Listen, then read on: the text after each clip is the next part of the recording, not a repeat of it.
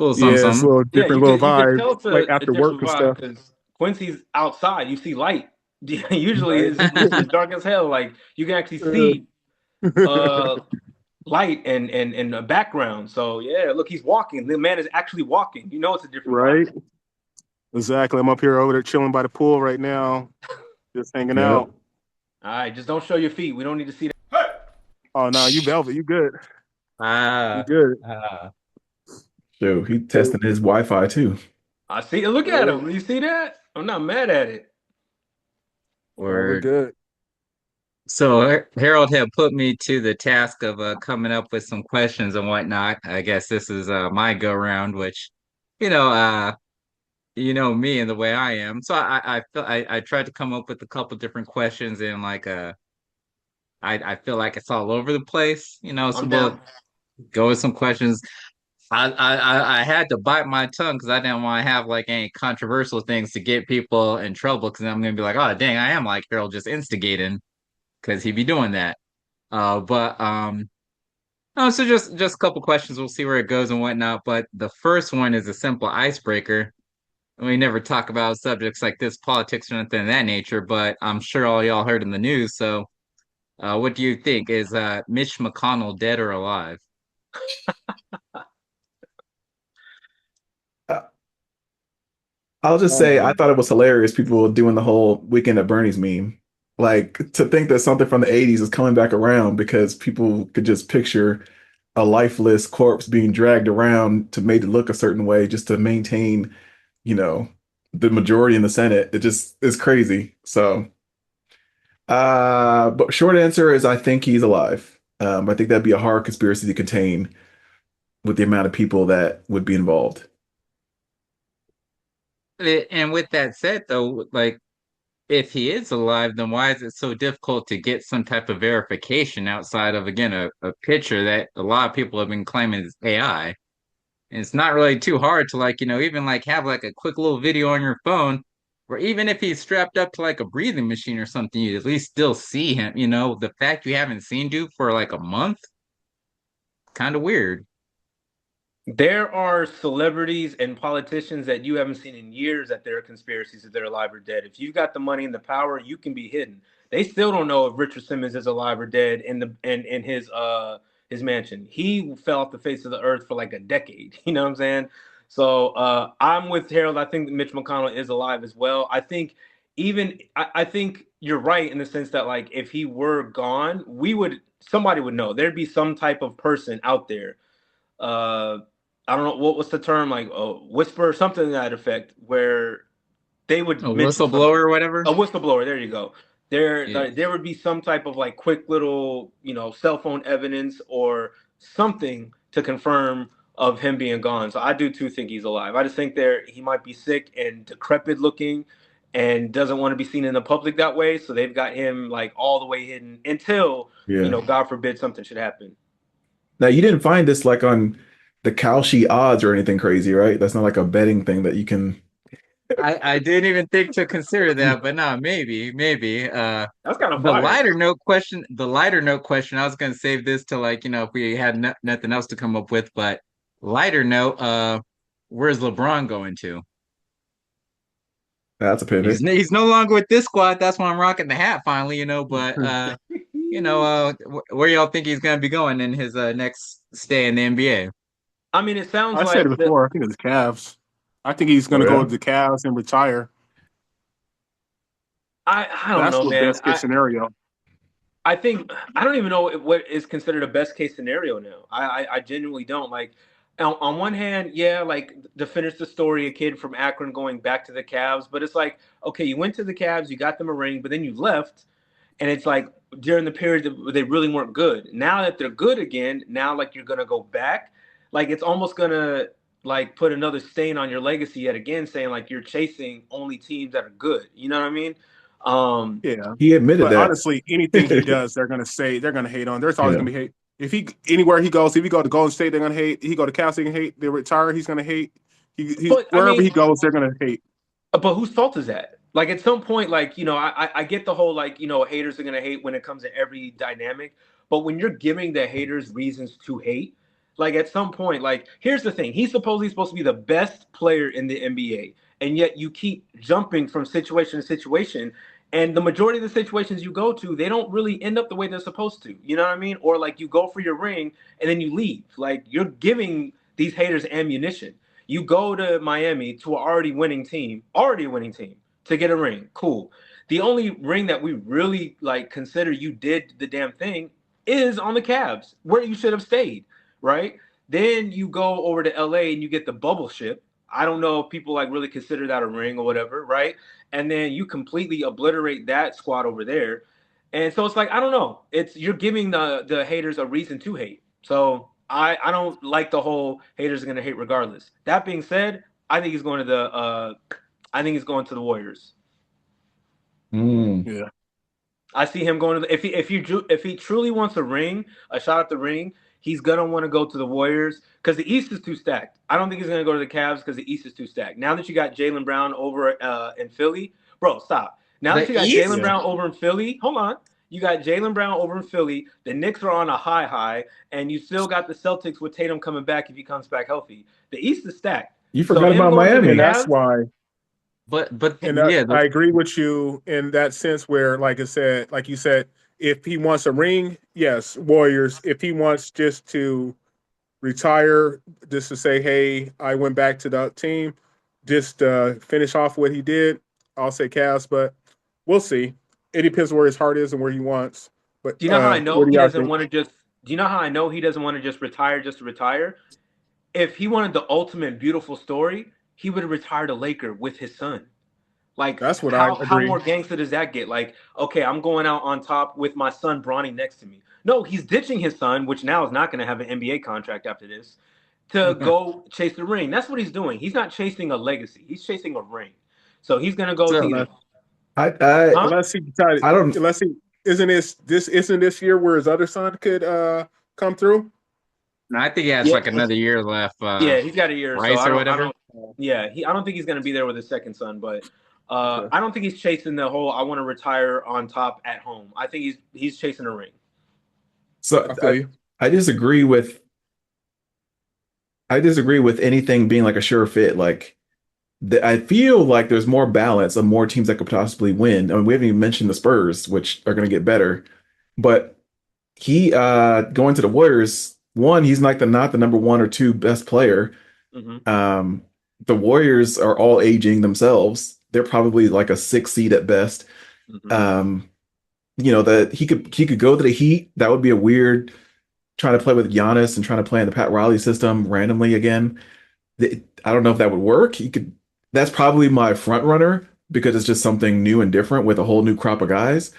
But the Cavs would be like a storybook ending. The Knicks wouldn't make sense. The Celtics wouldn't make sense. It just the thing that's weird to me with the Warriors is they were such rivals for the longest. To now all of a sudden piece it up and team up with them. Rivals? Wait, hold on. Who was a rival? Because LeBron has never been a rival with the Warriors. Every single time they played, he went right to Steph and hugged him. So they weren't really rivals. The Lakers. Well, that's game recognized game, but LeBron James is not a rival with the Warriors at all. The Lakers were, but not LeBron. Like, think about it. He's been peace with Steph this whole time. He was peace with Kevin Durant when KD was over there. I'm sure at some point he's had some type of well, actually, you might have a little beef with Draymond, but everyone else over there, he's always been good with. So I don't necessarily see any. Plus, it's LeBron, bro. Like I don't put anything past him. You know what I'm saying? To go over there and get the chip. So at some point, I'm sure he had smoke with the LA. You know what I mean? Being on the Cavs and going against Kobe Bryant and all that. Even though they were like they were friends, they were also like fierce competitors. You know what I mean? That was his 1A to his 1B, and then all of a sudden he's a Laker. So I don't know. What I will say is I don't like. I wish he would just retire already. Like I agree. That I agree. and there's a lot of people that feel that way. But when I think about his legacy, what more is there to do? What more can he say? The whole Jay-Z thing. Like there's not much else to prove. You're never going to be number one in some people's eyes, or you're already number one in other people's eyes. And so you already have most of the records, if not all of them. getting one other championship is not going to say, well, see, now he's tied with LeBron, with Jordan, and no, he's better than Kobe. Some people See, are either this going is to feel that already or going to say, nah, scratch that conversation. And I so, agree. And that's why I said like he continues to give haters a reason to hate because it's like, bro, you've done it. You've made your point. Like, listen, who are we to tell any man that they should stop playing? If he feels like he's capable of playing, cool. But yeah, of course, you've been in the game for 20 plus years. So of course you're gonna break every single record known to man.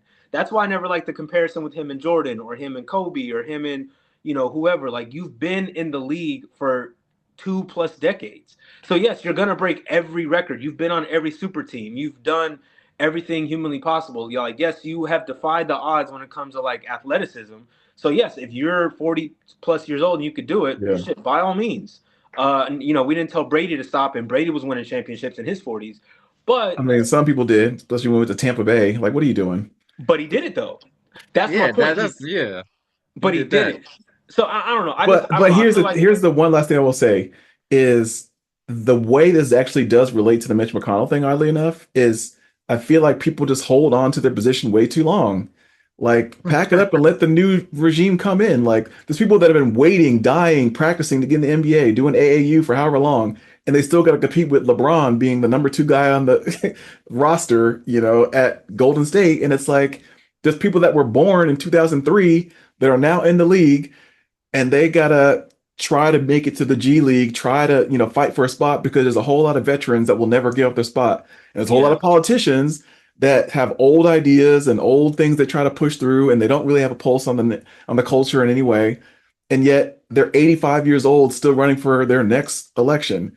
That's Yeah. Well, crazy to me. Just unfortunately, I think it's the style of gameplay today. Like LeBron and like Curry and all of them, all they gotta do is like just be in a good enough shape to run up and down the court and shoot threes. Like, before you had to retire early because you were getting bumped and bruised and beat up in the pocket. Now you can just chill in the corner and just drop threes all day. Like you could cherry pick. He doesn't really play that much defense. Like he just gets you a little like a fast break, and because he's athletic, run real quick. He's 6 foot something. You're not going to get in his way. He's going to jam on you once or twice a game, and then boom, that's it. You know what I mean? So, I mean, unfortunately, like because of gameplay, he's gonna stay. And again, I'm not mad at it to a degree, but it's just like I hate this every few years where it's like always around LeBron. Where's he gonna go next? What's he gonna do? And it's like he's gonna sink whatever ship he goes to. I can tell you right now, he's not winning another ring. I've been saying this since he won the bubble ship. I was like, he's not getting another ring. He should have been retired after the bubble ship and during COVID. I feel Which like I is said it still on only here actually. before, I feel not like I five, told which y'all Kobe that. has. So he's 2 away from Jordan, anyways. Um, Means Good nothing. thoughts on but it, yeah, Brian. that's a little side note. I got three different teams I got him going to, and this is a Kalshi bet. Obviously Cleveland. The storybook ending for me would be him going back to Cleveland since he started in Cleveland. Him retiring with Bronny, I think that'd be irrelevant. And even though he did leave, Bronny still like he left like or he announced that he's leaving. I want to say like a day after Bronny signed his or got his contract Re-up. guaranteed. Yeah. So he'll still be in the league for a little bit. Will he get playing time? I don't know. Probably not. We'll see what JJ Redick does. But regardless of that, like he was never a Laker to like Laker fans, LA fans, all that junk. So that I don't see that being a storybook ending for him to retire there. So I'm thinking more so storybook would be him going back to Cleveland, where he does have a roster that looks like they're decent enough to possibly compete and contend. Who would they They're give one up of to the, get him? nobody. He's gonna sign as a free agent. They ain't got to trade like, and that's why I guess like So just take less money? James Harden, like they did something with his contract or where they haven't like officially did it or something, just so that they have a little more leg work or leg room to work with to get LeBron coming back or whatever, right? So somehow, some way that could potentially happen because they were like one of those teams. Like, yes, they lost to New York or whatever, but for the majority of the season, they're one of the top seeds in the East. So that could be a place, a contender that he could go to. A lot of people are saying Philly. I really don't care about Philly. Miss me with that or whatever. Him and Joel Embiid and stuff. I don't think that's gonna work. I, But then the he's other one, got they got Jalen now. they I do. mean, But then also supposedly their star is their and point guard. I was gonna Like, say there was beef with Jalen Green and LeBron James with Jalen Brown. I mean, talking ish about his son, saying his son isn't a pro player or whatever. But that either got squashed or LeBron, he'll like join whoever anyways. It doesn't matter. But I don't see that happening. The other squad that I have outside of it being Cleveland would be Miami, and that's only because he was in Miami before. I don't think he's trying to like jump ship to a brand new team because that again is not going to help his legacy whatsoever. Even if he wins 2 or 3 more championships, that's just going to tarnish him because like, oh, you just continuously hopping, hopping, hopping, hopping, hopping. Like so. I think if he's going someplace, he's probably going to a team that he's already been. So I'm looking at either Cleveland or Miami. Not to mention Miami does have Giannis and Bam Adebayo and everything. So they're another good contending team. And then the last one I'm considering is only because I saw a clip or a video where this dude mentioned it and like the odds are stupid crazy for it. And that being Boston of all places. He could potentially now if he goes to Boston, mind you, of course, that is a new spot, so that negates what I just mentioned a moment ago. But they talk about, oh well, there you got Tatum and you got this and that and Ime, the coach, and all like basically saying it's a good situated fit for him to go and You again made Doka contend is no for a longer on championship. Celtics. Oh yeah, not him, but no, the dude that the dude that looks like him, like the light skinned brother that like Yeah, took yeah. I know what you're that took talking his about. place. Yeah. Yeah, that dude, he's still there, or whatever. He's the one they won a championship with, or whatever. So I mean, he'd have the potential to go there and actually compete for a championship again. And with that said, the odds, like you put $1 down, which I did because I'm cheap. Put $1 down, you win like 93 or 900. It's some crazy stupid odds like that, right? Hell So yeah. it's like, all right then. If it happens, great. I won a grip of money. If it didn't happen, I lost $1. I ain't gonna complain about it, right? So Mm-hmm. those are 3 teams I considered, but we'll see. The main thing that I'm kind of annoyed at about it is that we had this same whole charade and whatnot way back when he actually was good. When he took his talents to South Beach, he did that or whatever, and like there's a whole hoopla around it and everything that was build up, build up, build up, build up. Then when he went back to Cleveland and won that championship after he won the championship and he dipped again, there's that same build up, build up, build up for him to go to LA. Now you got again this 41-year-old dude washed up like any team he goes to except for that's a contender, he's not going to be the best player, Mhm. let alone the second best player on that roster. Why are we making such a big deal about where this motherfucker goes? Like, who cares? Because Again, I'm the just other part of it is not about winning in championships. It's about, jersey sales and people tickets and the two things I listened to the Bill Simmons podcast this one time, and they talked about what he might do is just wait till the trade deadline. Like, why does he need to play 82 games, right? It actually behooves him to play 40 and then play in the playoffs.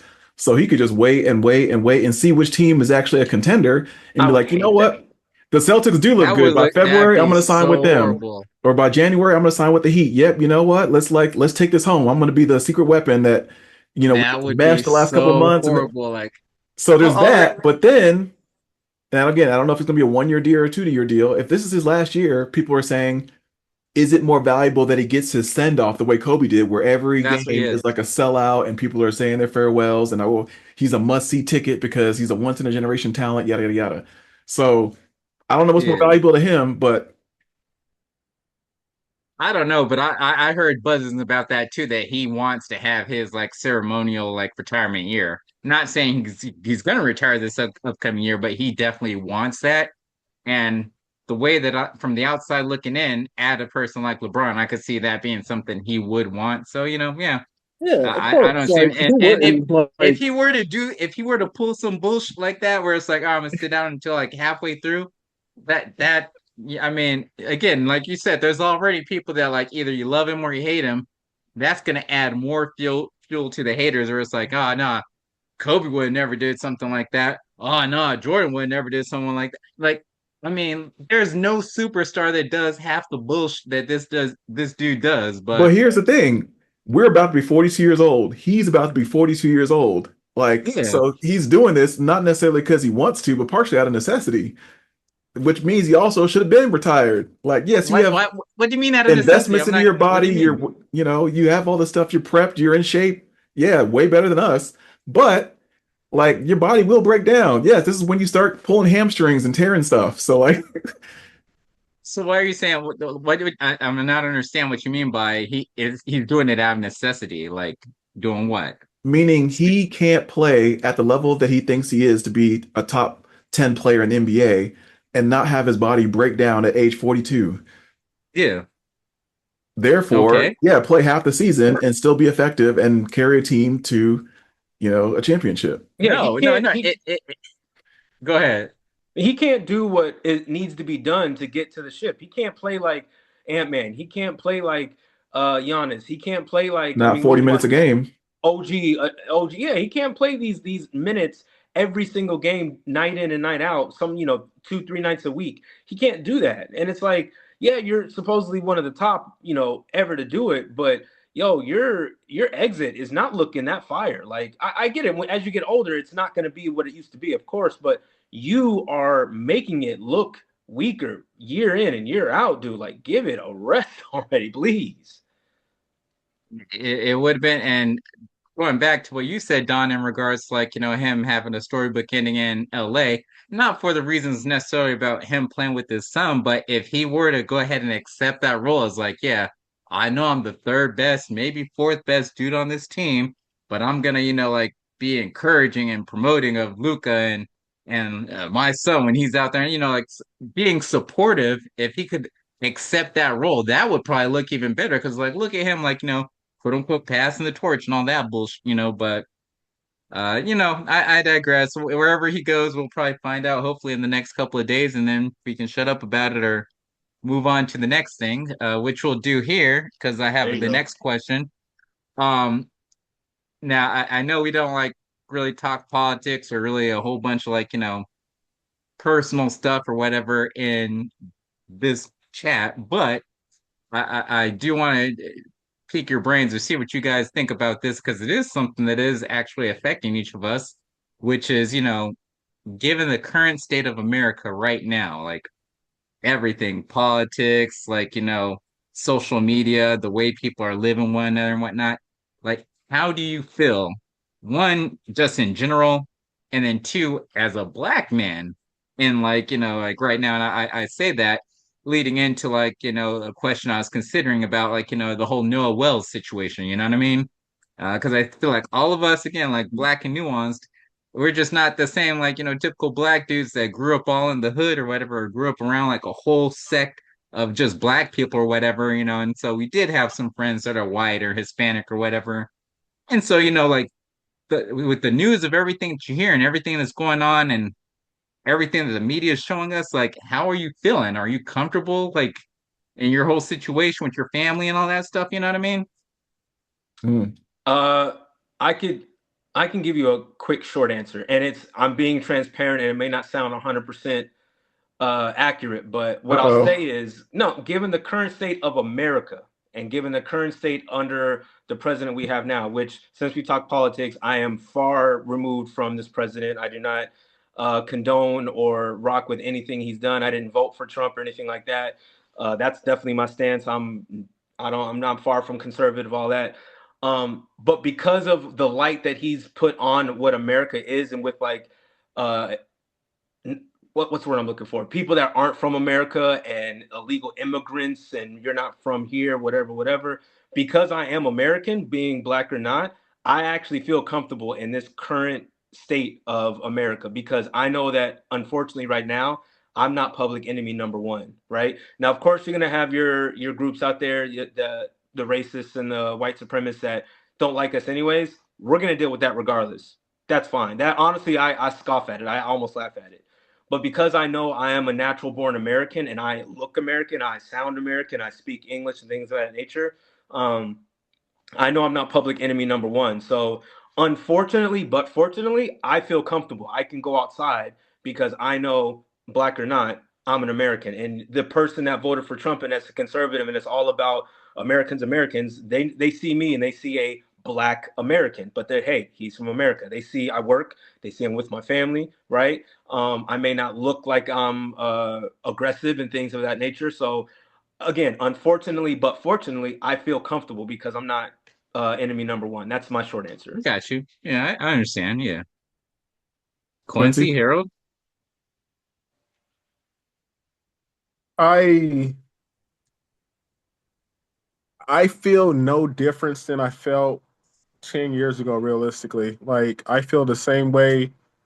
I feel like knowing that to a certain extent, you like knowing like a lot of Hispanics and a lot of people that may have been here legally, and I know people that were forced out of the country because of some of the policies.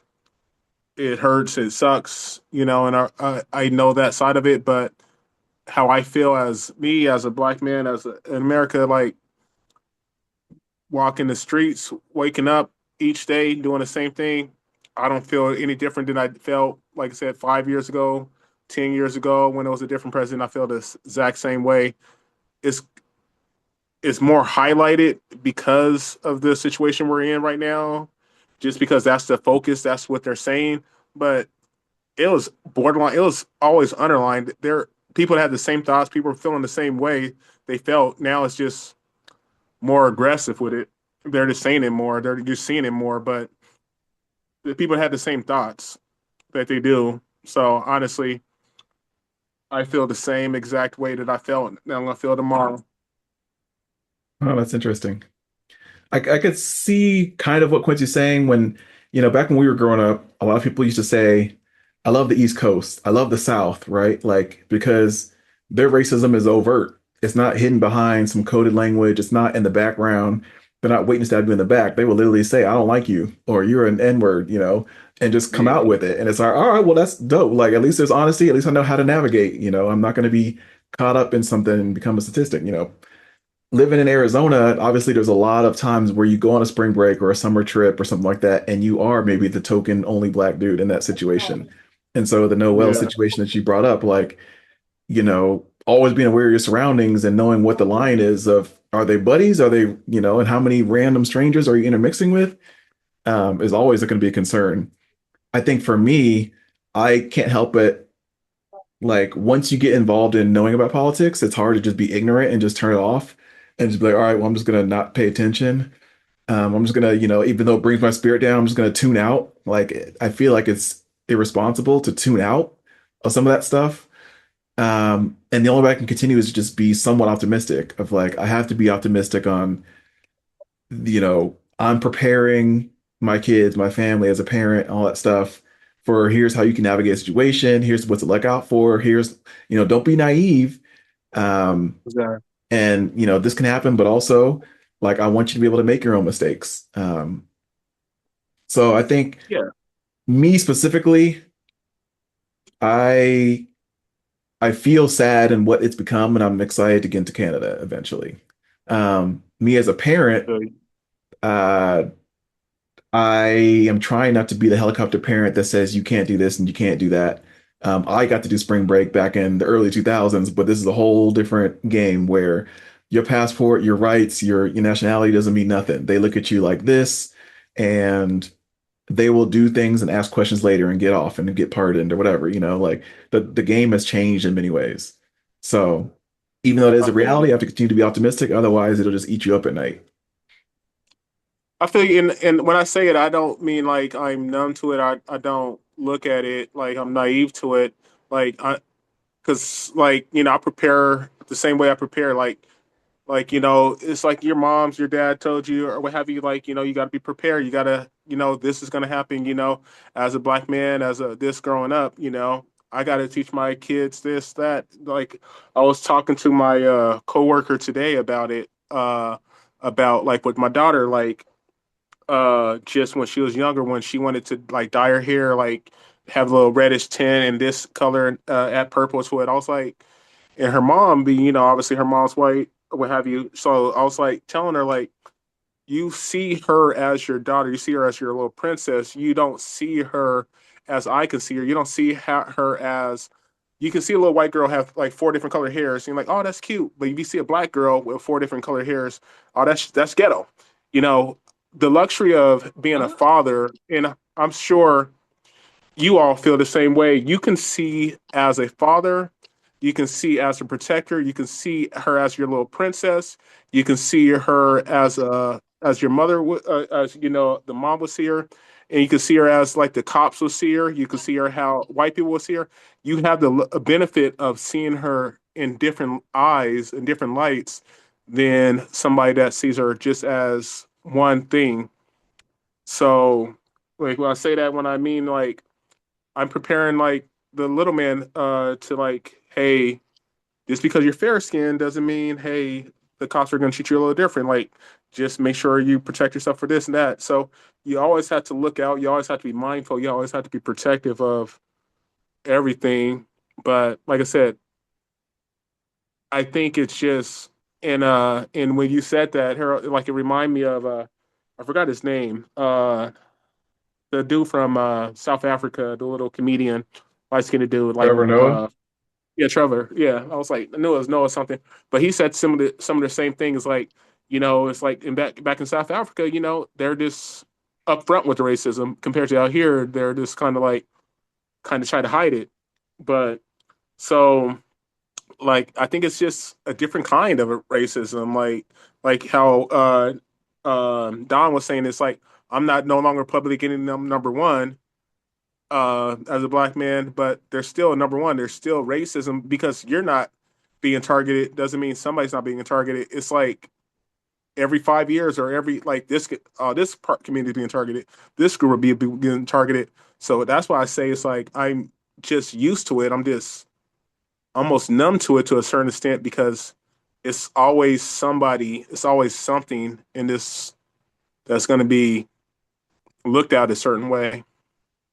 Yeah, two quick things. Number one, I feel like I want to table something and for another later discussion of what you mentioned when you said that about white girls can have color in their hair and it's cute, but black girls can't. I vehemently disagree. So that will have to be something we speak with later because my daughter's 13 going on 14 and she puts purple in her hair and we don't look at it as ghetto. She doesn't look at it as ghetto. In this today's generation, kids, black, white, interracial, don't look at putting color in their hair as ghetto. They look at it as cute. It's the thing to do. So, and To again, a certain extent, I feel you. I'm not here to tell anybody how to parent or how to raise their children. I'm not doing that at all. But what I want to get away from is immediately saying, well, if you're white, it's cool. If it's black, it's ghetto. Because I'm gonna always stand on the side of no, because automatically that thought concept right there is already minimalizing their opportunities just for future and to be their individualism self. You know what I mean? Like already you're telling her you can't do this because it's gonna like people are gonna assume this. So now if she's looking at magazines or looking on the on TV, on movies and go, oh, I'd like to get a pink strand of my hair, but I can't because daddy said I'll be ghetto. Like already, like I don't want to ever put that in the mindset of my children. Again, I don't everyone can go ahead. I don't think that Quincy is saying that. I think he's saying more so that that's how the world views it. So like yeah, like Yeah, you can be about like yeah, Yeah, hey girl, exactly. you're my daughter, no, do whatever you want, but but that's my point. you got to keep The in point mind that is society will look at it differently, even though it's You, unfair, but but that's what that's it my point. is. My point is he's telling his children the world sees it that way. That's my point. So you're already minimalizing her wanting to do that, saying like, I think it's cute, babe, but the world is going to think you're ghetto. You're putting that mentality into their so brain already. and when I Like say it, I didn't tell her that's the reason. I just knew that was the reason because you can't deny the fact that that is a true concept. Like that's whether not or though. not you, it It's is. not. It's That's my 100% point. is. There is some people that are going to think it regardless. Like I said, you looking at your like, oh, it's cute. Yes, it's cute, but I guarantee you, you know for a fact that there's people out there that are going to see that with weave in her hair, with different colors hair, purple, pink in her hair. They're going We're to see talking about that children, bro. as so. People It aren't doesn't matter. calling. Like They're not looking like ghetto child. They're not doing that.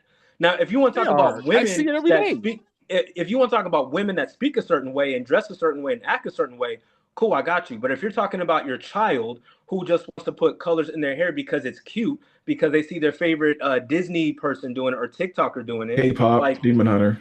yeah. K-pop. That's the number Stop one it. thing right now. Stop Like, it. no, I'm not gonna Because stop. a cop is not gonna look at cop don't know if you this that and other like cop is like gonna see you with a do rag in your hair. Doesn't matter like he doesn't Bro, know that that's you're false doing your parallels. hands. That's false parallels. Now you're comparing Uh, men with do rags to girls wearing like stuff in their what's hair. the That's like, difference? So huh? What's I the think difference? There's a supreme difference. What are you talking about? No, The so. like stereotype it's of a fit. Like hey, that's like not if I'm wearing a like beanie, you if just I'm wearing said. this, The do rag is a stereotypical black man attire, right? Black men stereotype with a do rag says we are, less than, beneath than criminals or something like that. A teenage girl putting pink, purple, blue in their hair does not define ghetto, does not define that they're less than. It defines that they're a okay, 13-year-old girl and they see Destiny's Child or Christina Aguilera or whatever, who was ever popping today doing it. Olivia Rodrigo, Billie Eilish, whatever, when they color their hair and then the girls turn around and do it, we're not looking at them saying, you ghetto trash. We're not doing that. We're looking at them, 13-year-old yeah, old because the girls. people that you just did are famous and are not black. So thing, All yeah. right, bro, you So got it. think about the black women that are celebrities that happen to have dyed hair. The first one immediately that comes to my mind is Sexy Red. And what do people label Sexy Red? You know what I mean? That is a grown woman that is saying her pee is pink, her booty hole brown. These are that 13-year-old girls, guys. Stop. Please stop. I'm not saying you, Cardi. you, I'm not saying Meg the Stallion. I'm saying our children would like to put a little, like, some glitter in their hair. What is wrong with that? I need y'all to because stop the for kid, real. yeah, because our children are looking at, yes, not Sexy Red and all them. Because They're they looking at idolize them. they're looking at the cartoons. They're looking at the Demon Hunters and stuff like you said. So yeah, the kids Like that I said, have all we could perfect table this. We intentions for can what have a they're deeper doing. one later. What we're Exactly. saying That's is like, cool. hey, even though you're doing it with the intention to be like the Demon Hunters and all that, society unfortunately is not going to look at you like that way. It's a Denzel on Train Day. It's unfortunate, it's evil, but it's necessary. That's the way the world looks at it. It's And the same not thing, though. it's different, but it's the same that you could say, all right, well, if you're gonna be like, all right, yeah, like I'm not gonna tell my kid that, like they can't do this because everybody else does it and it's perfectly fine. You can make that same argument in regards to talking about driving while black. Are you gonna be like, oh no, you can record the cop and you can tell him this and this, and you don't need to put your hands up. No, you know good and well you're not gonna have that discussion with your kid. You're gonna have the discussion saying, hey, you're black. This is how they're gonna treat you. You need to make sure that this happens, this like so that you don't get shot, because that's what happens. And so the same way that they look at us when we're in a car is the same way some people look at young black girls that do have the extensions and do have the weaves and the different hair colors and things of that nature, even though the kid, this 13-year-old girl, is doing it because she is inspired by some age appropriate child that may or may not look like them, that's doing something they want to emulate. She's perfectly fine to do it. We're just saying, hey, uh, you know, there unfortunately the response you get from doing that might not look Okay, or might not really be what quick. you want. Brian, you have a teenage daughter, right? No, oh yeah, Or no, not stepdaughter? anymore. A She 21 year was, she old. was. Well, She's okay, she 21 was. now. At any given moment, when she wanted to like express herself, maybe not with hair, but maybe how she dresses, whatever. Did you ever look at her and say like, "Oh, that's too ghetto," or did you ever tell her, "Hey, don't do this because it's too ghetto, because you're going to be looked at a certain way"? I'm not finished. And then like when she went to school, dressed a certain way, acting a certain way, talking a certain way, you saw all her friends around her. Did you ever, in a sense, ever have the mindset of this is too ghetto, or I need to like refrain from having her do this because it's too ghetto? I did not use the word ghetto, but I did say trashy and I did say ratchet because there were You two got of it. those things that You got happen it. at times. And mind you, again, as you mentioned, she's my stepdaughter, so I only had so much of a role there. If her mom's giving her the pass on it, her mom's giving her the pass. Now, I have in brief discussions, I've had some kind of like, hey, like, you're not the same as these white girls conversations, but it was never the deep sit down talk. I never did that, which I probably could have did more, honestly. So I felt in that realm or whatever. But, I mean, like she's passable for the most part for white or like, I guess like a dark white, like Armenian type or some shit like that, I guess, or whatever. But I get what you're saying, Don, and believe it. I don't think myself or Quincy are trying to be like, yeah, no, like that's not what you can't do that or whatever. I mean, like, yeah, want your daughter to be able to like express herself and live her life to the fullest. If anything, I think it's just the concern that like, hey, like the response you get from whatever you do, it may not be what you're expecting it to be, unfortunately. No, listen, in closing, I'll say this. Like, again, everybody's going to parent how they want to parent their children. Of True. course, having a child that's like multiracial, not just black, but Brazilian, Italian, all that good stuff. Of course, you're going to sit them down at some point and say, listen, we are different from everyday society. You're allowed to do that. You're supposed to with your sons and your daughters. You're supposed to say, we have to work a little extra harder. We got to run a little faster. We have to have like better manners. That's perfectly fine. But for them to sit there and say, I'm not going to allow you to put pink and purple in your hair because you may be perceived as ghetto, you're automatically minimalizing their potential of being themselves and also saying that, like, you're already going to be less than no matter what. And, like, I'm never going to say that. And to me, you guys even trying to have that same parallel as driving while black or putting on a do rag is absolutely a false parallel and wild to me. That's completely wild and Fair not enough. even in the Fair same enough. realm. But you got it. Fair enough. No worries. No worries.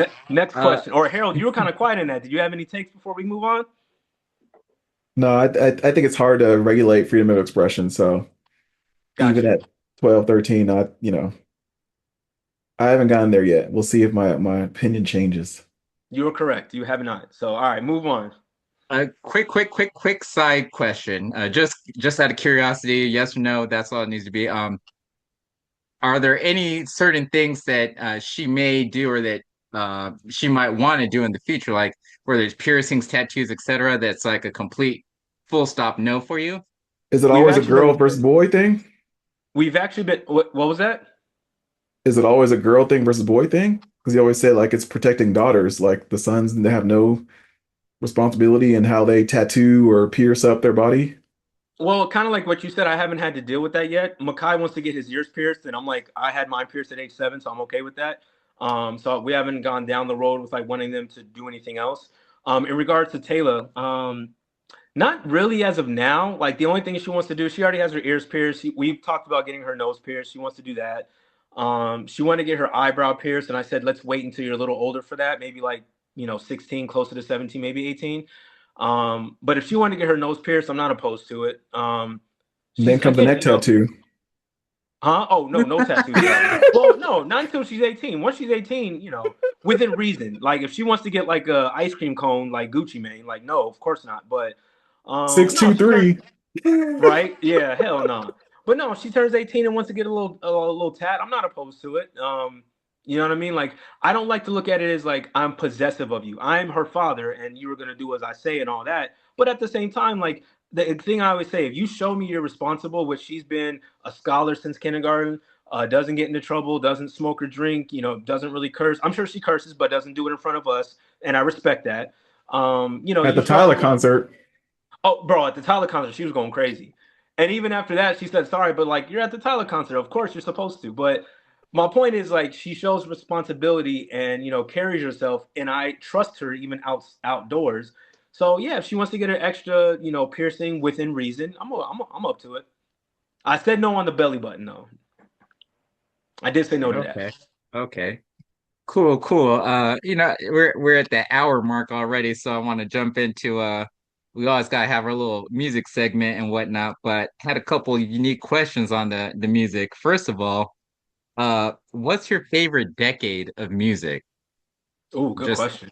yeah, like and I'll try to keep mine short and simple. I've been thinking about this question for a minute now, and for me, like I keep on circling back to the early 2000s, so 2000 2010. But if I want to be specific, 2000 to maybe 2005, six, or seven, or whatever, like that earlier, and that's for me kind of like the coming of age, where like, all right, now I'm independent or whatever, I'm a grown person, just like like in the late teens, or mid to late teens or whatever, I guess, living wise. Yeah, yeah, somewhere around there. And again, the Kanye, the Lupe, Outkast with the music, they had like so many of like my favorite albums of all time came out in that decade. So for me, it's the 2000s. Hmm. I guess I could jump in there. Mine's shortly after that. I actually like the what they call the blog era now, which is like the early 2010s, where basically you start to get like the currency and Wiz Khalifa's, you get the, Actors. um, yeah, Mac Miller, you had Wale becoming like more prominent. You had a lot of, Kendrick was still a little early for him, but like Dom Kennedy, all the like smaller mixtape era rappers that came up with their first or second albums. A lot of my favorite projects are from that 2010 to 2013 range. And so that's really, I guess, what I keep going back to. And even though it's now almost what, 12, 13, 14 years old, it still sounds good to me. Still sounds modern. It doesn't sound dated and old yet. So Go. Yeah, it's funny. I think I kind of agree because I was leaning more towards like you guys know Pharrell's my favorite producer of all time, and like really? Neptune. Oh yeah, You I'm yeah. said just that multiple times. I know you said it several times. Yeah. But Jokester. that whole Neptune's sound, like during their peak, I feel like just when they touched everything and After grinding? everybody. Huh? After grinding? Yeah, I mean after grinding, I mean everything they did with Hove, everything they did with, I mean shoot, Britney Spears, everything they did with their NERD albums, everything they did with, I mean everybody, the Clips first album, I just everything they touched was just like phenomenal to me. You know what I mean? And then Here's what Pharrell. I'll disagree with you real quick. And maybe I'm just ignorant to the fact, Mhm. but I've always had an appreciation for Pharrell, but never really rocked with the Neptunes. So Really? do you actually distinguish the two? You can because if the Neptunes is where more of the bridges were, because a lot of the bridges were Chad's doing, because Chad was more of the melodical, actual like instrumentalist. You know what I'm saying? So he can actually play the piano more and like that. He drew the bridges in more. When you hear fronting the bridge on that, one of my favorite bridges of all time, which you guys should listen to, is on Margaritas, the Sleepy Brown joint with Big Boy. That bridge is like the most beautiful bridge in the world, and that's a Neptune's produced bridge. So all the bridges that like I love are Neptunes, and then Pharrell. You can tell when it's just Pharrell because it's the beats. It's like the head knocking beats with a little bit of the synthesizer, which is dope, and I love it. But yeah, I like Neptune's production just more overall, and that do do do. Like I love that sound. That sound to me is so dope. Um, but damn, that blog era though, bro. Like that Currency, Mac Miller, Wayne mixtape era. Like that's no ceilings era. That's and you're right. That's Kendrick in like I won't say his prime, but like early Kendrick is like just out of this world. And I mean, even early Drake. That's like Drake at his highest. That's when Take Drake is like, care. Yeah. yeah, that's when he's bodying every single thing he touched. Um, Damn, yeah, I might have to go with the same that blog era. It, like Cool Kids, like even like the underground stuff. The Cool Kids is there. Pac Div is there. Uh, that's when shit, Rhapsody at the beginning. Yeah, I think I'm gonna have to go the same. Them 2010s, man, that's hard to mess with. What I agree. about you, Quincy? Dude, almost the same as you. Like I would As say, even though Brian? it's the middle of the decade, like probably 95 to 2005 and stuff like that era, or even late 90s, like even like closer to like 98, 99. But like, yeah, I'll say 90, even 96, because that's when, you know, Tupac was still doing his thing, Snoop was still doing his thing, Dre, like, freaking, Bone Thugs, like, yeah, from like that era till when, early 2000s, where came out, freaking Nelly came out, Luda came out, like Do you all consider those the that same era. Like timeline? Or do you feel like those are two different timelines? that's what I said in the middle because it's like from 95 to like 2005. Like, Yeah, I get what you're so saying. that's what I Yeah. say in the middle. I'm like in the middle of both of those eras where, because I know it's like in the middle of the decade. It's still 10 years, so it's still a decade, but it's not like Yeah, exactly. Yeah. it's not like, And hey, 90s I or would agree 2000s with or you on that one. 2010s. Yeah. Like But yeah, it's still, it's a, if it's a I decade, it's switched it 10 off, years. yeah, if I switched it off instead 2000s to just 95 to '05, I'd probably go with that as well. Cause yeah, they had like a lot of hits in the 90s and So I was surprised at your responses. I was expecting more people to say the 90s, especially when it comes to like the R&B tip, because I feel like Yeah, exactly. after the Joe 90s, like that freaking just dropped off. Like Maxwell, 2000s, like like Here's what I'll say though too, because I'm still a project album mixtape guy, right? And do you remember when that 95 to 2005 era was like the because LimeWire and Napster days, right? And the reason why those became popular is because these albums come out, but I only like two songs off them. Mm-hmm. So let A me lot of get fillers. this song from here and this song from there and make a mix CD because the rest I could just do without. And so a lot of it wasn't good quality albums. It was 3 or 4 songs on a 15-song album. That's Yeah, part of and the reason. you're right, and I'll add to that because with you've seen on different podcasts like the debates of what we called classic back in the day. If you look at it now, it's really not. Like the Chronic is a prime example. Like we said up and down, the Chronic is a classic album, and when you look at the track listing today, there's 4 classic songs, but it's not a classic album. Where you look at, you want to talk about the R&B tip. I love SWV. That's probably one of my favorite groups of all time. You look Hmm. at their album, they've got 3 or 4 incredible classics, and then the rest you skip. Same with Joe. Joe's got a phenomenal, he's got phenomenal singles, but when you look at his album in totality, it's like, yeah, like uh, Donnell Jones he might have has one or at two. least a good 3, 4 albums that like to me Three, personally four what albums. that what are about you cannot skip a couple of them. Like, Well, I'm just but fine. That's you cool, got but Janet Jackson, you got yeah, Maya, you got I agree. You're Janet right, but Jackson in what, 98? Are you talking about she Velvet was Rope or what era is? no, not 92. I'm talking about the 90s, saying like wasn't Oh, you that's the said way after love goes. that. Rhythm That's the way Nation love was way goes was before. 92, and then she had that Runaway was like mid to late 90s because she did like the Design of a Decade album. I just know because I'm a huge Janet Jackson fan. So yeah, she did have some bangers, but I'm just saying more to what Harold's point was is like, yeah, these are classic artists with classic songs, but when you got the actual album, it was a whole lot of fillers. It really was. Even Bone, like I Bone Thugs and Harmony, I can recite almost every song. After East 1999, you got to the Art of War. It was a double disc that had a crazy amount of skips. You know what I'm saying? Like oh yeah, really, yeah. really good songs on there, but a crazy amount of Yeah. skips. Like it just yeah. it just was. And when I say that's my favorite era, that doesn't mean like, hey, it's my favorite era because of classic albums.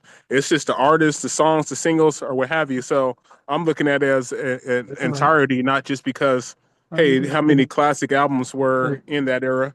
I was like, hey, how many dope songs, how many dope artists, how many people. That's when basically I fell in love with hip hop. That's when I fell in love with music, is that era. So that's my era because that's when it was really introduced to me.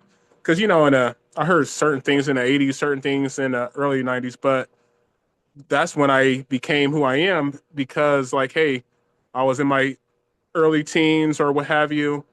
That's when I started develop. That's when I bought my first uh, a CD or my first name, my first CD, my first freaking cassette tape, and making my own cassette tapes. Like to Harold's point, where like, hey, the LimeWire, like, hey, that's when I started making mixtapes. So that's why it's my favorite because like even though it was single here, that's when it was dope as heck to me because like I said, that's when I developed who I am because of that.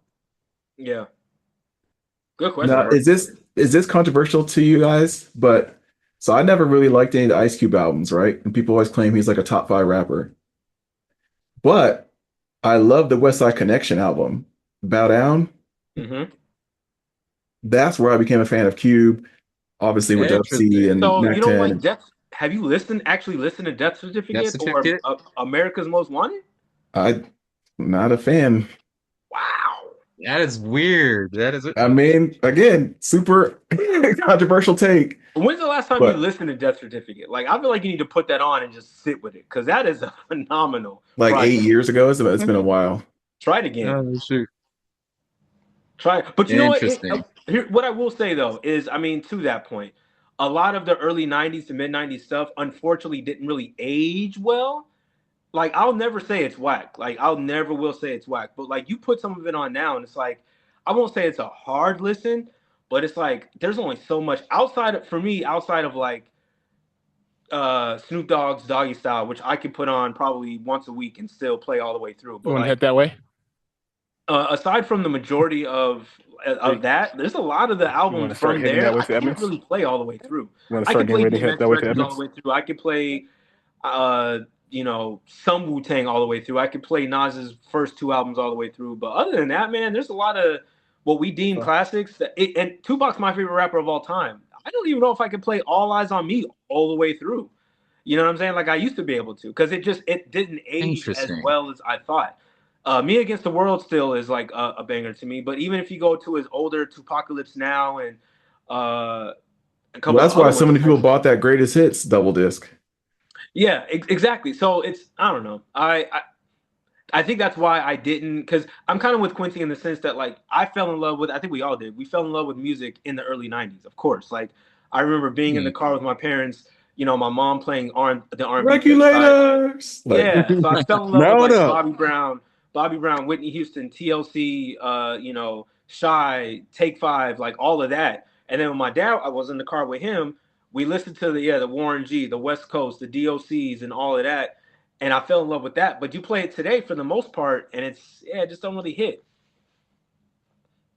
I think it's just because Interesting. it's like your palate, it develops, and you change, especially how yeah. much you listen to music, how much it changes, and this is a different vibe. It's all about the vibe now. But like, I don't know, but it just It's hits differently. it's funny. I was Change. listening to I don't know if you ever saw any of those crazy SeaWorld videos Yeah, yeah. where they got people Yeah, having a little concert, Fat block party type of Joe. thing. And they just had a couple of weeks ago, or like last week, E40, and the amount of twerking and grinding, and some of those songs are 35 years old, but when Sprinkle Me comes on, or Oh, for when sure. Captain Sava comes Yeah. on, or Lieutenant Roast up, like there's still certain songs where it's a dated sound, but it still Oh, you know the ones is that are always different, gonna unique. hit.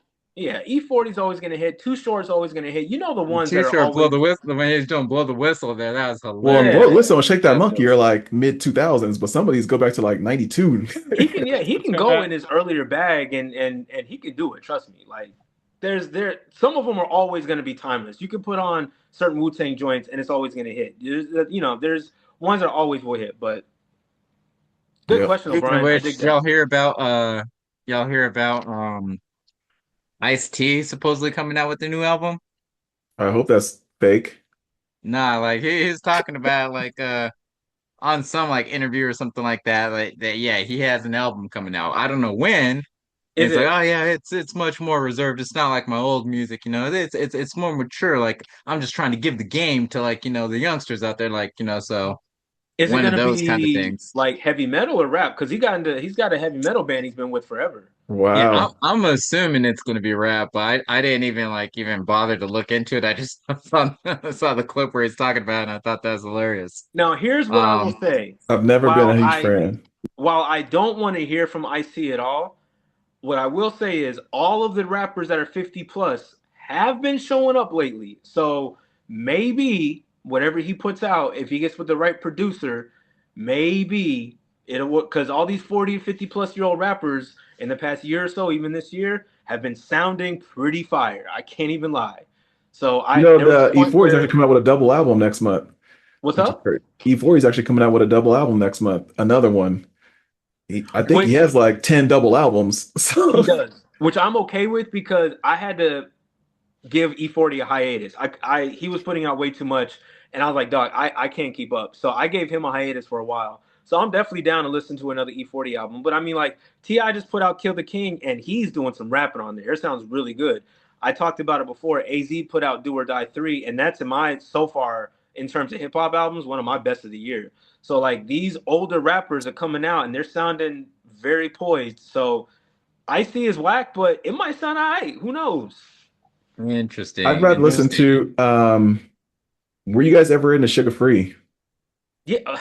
Is I To me, he was always like a character. Like he was never I yeah. really know, in but it'd be like, making you laugh. Half of it's not about the lyrical content and the musicality of it, but but no, I just listen. The production was always great, especially when he got with Quick. But I mean, never on beat. Bitch, look Quick at the and Battle heater. Cat. It's Yeah. like, yeah, I like Sugar Free. I'm not gonna hold you. I like Sugar Free. That's one of those junk food type albums, but yeah. Interesting. Trick, jump in the air, stay there. Like, bro, what are you? I love Sugar Free. Exactly. Yeah. Yeah. Yeah. Yeah. And so and then like so obviously we got like our music talk and stuff like that. One question that, never thought about, but what's your favorite music or what music do you listen to that's outside of the stereotypical black music? Meaning like the R&B, the jazz, the rap, the hip hop. Like, is there anything outside of that where you're like, I'll listen to it? Like myself, for example, it's not like I'm buying CDs of it or whatever, but like I listen to classical music.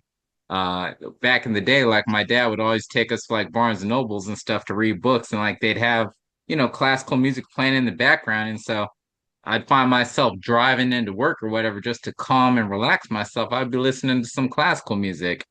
And then obviously growing up in like, white neighborhoods and stuff like that, all your friends are listening to the alternative and rock and stuff like that. So I even got a little bit in that bag. I remember when I was younger, I got like a Blink 182 album, you know what I mean? Or Green Day and all that stuff. So I knew about those songs. I don't like proactively seek out any of that stuff, but if it's playing in the background, I'm not like immediately turning it off like I would country. So I was just wondering what other like musical genres do you guys dabble in from time to time? For me, a couple. I don't know if you guys have Sirius satellite radio, but the Yacht Rock station is absolutely fire. Yacht Rock is gonna be like that Hall and Oates, Michael McDonald, Kenny Loggins. Like Okay. that is such a vibe. Uh Shower music. Listen, I'm not gonna hold you. You want to talk about like chilling music sometimes. You put that on and you've got Kenny Loggins in the background or Michael McDonald getting in his bag. I like that. I like that kind of music. So yeah, like I said, if you listen, I think it's channel 15 or 16, but it's called Yacht Rock. So I like that type of music. And then I listen to a little metal. Like um I like a little metal here and there, more so for like the musicality of it. I don't listen to it often, but like I like Metallica, I like, Godsmack and all them and Primus and I listen to a little Wow. bit of that here and there. Yeah. But for the most part, outside of what I listen to on a daily, it'll probably be like the yacht rock or like the light rock, what they would call it. I like that. Not no pop Taylor Swift styles for you? No, I mean, if my daughter plays it, like I will. Like she plays Olivia Rodrigo, and I'm not mad at it. Sabrina Carpenter, I'm not mad at. Billie Eilish, I'm not mad at. She plays what else does she play? That dude I told you guys before, like Malcolm Todd, she loves him, and I don't mind it. So someone like the young white poppy music, I'm okay with. I don't like Taylor Swift. I'm not a fan of her. I'm genuinely not. But some of the more popular joints, like I'm not. I listen to Sabrina. I listen to Charlie XCX or whatever whatever these popular. I'm not mad at it. Word. So About for you, me, Quincy? it's like a little bit of country. Certain cats like Willie Willie Jones, a little black dude that he got a good vibe. Um, That's black like music, fam. but he's is a country The artist still, stereotypical for black music is what I said though. So it's a country gets a pass because even though it That's is fair. black, even though yeah, because stereotypically it's not. we developed it, so we developed a lot. We developed rock, we developed That's That's fair. what blues, I'm so saying. That's why I say yeah, stereotypical because so technically you can pretty stereotypical, much country everything stuff almost there. Yeah. stereotypical That's now. fair. That's Even though fair. it's becoming popular because Yeah. Beyonce and a couple other black cats doing it now. But other than that, it's like Lindsey Sterling, violinist. Josh, I forgot his last name, another violinist. I went to a Lindsey Sterling concert a few years ago. Drove up to Canada to go see it. And honestly, that concert was freaking ridiculous. It was probably one of the top 5 concerts I've been to. And all she did was, play the violin for, a couple hours. But I was like, I have probably like 3, maybe 4 of her albums and stuff. So like especially this vibing out, this driving or what have you, this like if y'all haven't listened to her, listen to that, dude, play some Lindsey Sterling, dude, you'd be like, okay, this especially there's a track called Arena like when she played that in concert, I was like, okay, I'm standing up for this. Like, dude, it was on point. But yes, like her, those are probably the How did you run two. into it? The homegirl like invited me to go because like her dude couldn't make it or whatever. It was like a few years ago. It was like a good shit, like good 5, 6 years ago.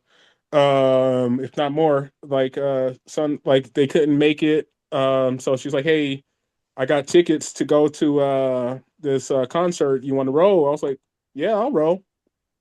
And I so and since then I was like, okay, this is on point. Then because I was like, who is it? Obviously, so I put it on Pandora. I was like, okay, I like some of the stuff. So I actually started having a couple of albums before we even went to the concert. So I had like one or two of the albums before we went to the concert just so I could get familiar with it. And I was like, Hmm. okay, this is dope. You And did then that of course homework. when you put it on did the homework. Then of course when you put it on Pandora, Finally. they play other play other artists the same other violinists because I like the other violinists like that. They have what's the name the black freak black violin black Yeah, Black Minus. yeah black violinists yeah like they had them, so I listened to some of them because back in the day my mom used to play them, went to a couple of their concerts, so I listened to stuff here and there, but that's how I learned about her. It was a but it was definitely a clean. Oh. So I will say, so before I give my answer, I will say I have stopped messing with a girl because of what she put on in the car. Her music, I was like, this is what we doing? Okay. You thought I would like this. Oh, okay. All right. And it just like it was hard to like it was just hard to rock with the like pop rock. Like I was like, maybe this is just how what women listen to. It was like, no, I guess it's the women that I dated that happened to be of a mixed weird persuasion that I was like, well,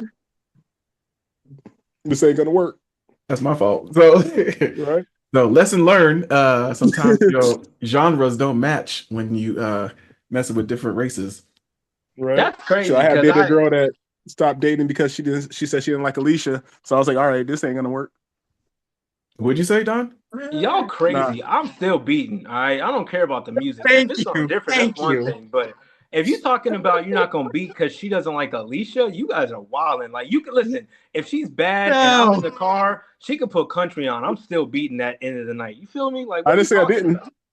but yeah, Not me. I got jokes.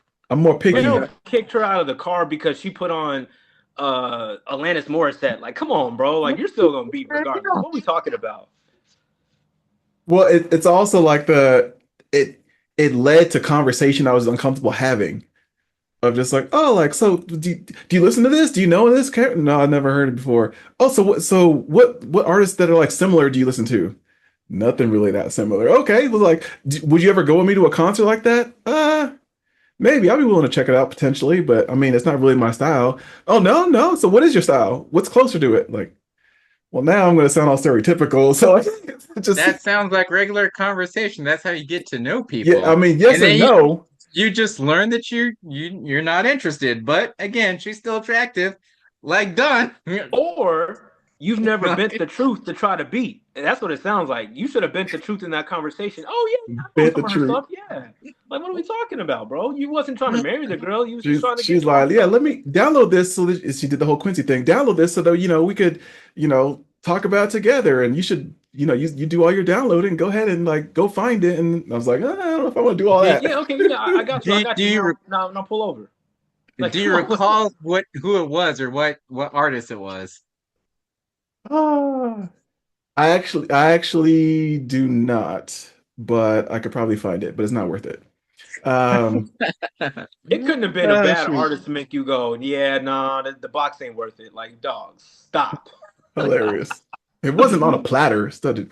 Anyways, so my real Right. answer though is you could probably guess, but like I like gaming soundtracks, and I think Don mentioned this last time of just like in a different pod, like the music in a lot of these video games is actually well produced, and just like when you play a game for 30 hours and you have something in the background playing, sometimes that's really cool. But in general, I do like instrumentals. Sometimes it's not even about the words. I just like hearing the instrumental from Dre's 2001 over the album with Corrupt and with Nate Dogg and with Snoop and with like sometimes it's just cool to hear not I'll only say the video. I'll give you the video games, but instrumentals, I can't give you that because that's no, still I the black love music. So, instrumentals. And because then you you can know, see the layers of the instrumentation and how they put things Mhm. together, and you hear things knock at a different like one of which the is best cool, things but that's about still black music though. So I can't give you that one. Like I it's mean about the some of them. lyrics. Some of So them yeah. like again, have you heard of Christian Scott, who's like a jazz artist? Yeah, yeah. And And he again, that's jazz, so I'd still put that in black music still, even the yeah, stereotype typical but black music. So I can't give you that pass. Again, I'll give you the video games. That makes sense. And like yeah.